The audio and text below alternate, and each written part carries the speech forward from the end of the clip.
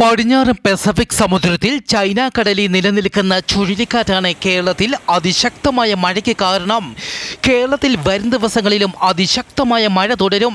ഇന്ന് കേരളത്തിൽ വ്യാപകമായി മഴ ലഭിക്കും. പത്തനംതിട്ട, കോട്ടയം ജില്ലകളിൽ വ്യാപകമായും, എറണാകുളം, തൃശൂർ, മലപ്പുറം, കോഴിക്കോട് ജില്ലകളിലെ ഒറ്റപ്പെട്ട ഇടങ്ങളിലും ശക്തമായ മഴ ലഭിക്കും.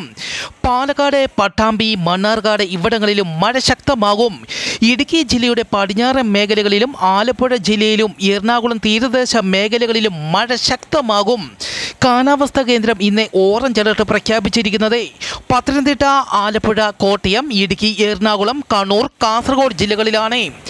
വരുന്ന 3 മണിക്കൂർ നേരത്തേക്ക് കേരളത്തിലെ ആലപ്പുഴ, കോട്ടയം, എറണാകുളം, ഇടുക്കി, തൃശൂർ ജില്ലകളിൽ കാലാവസ്ഥാ വകുപ്പ് ഓറഞ്ച് അലർട്ട് പ്രഖ്യാപിച്ചു.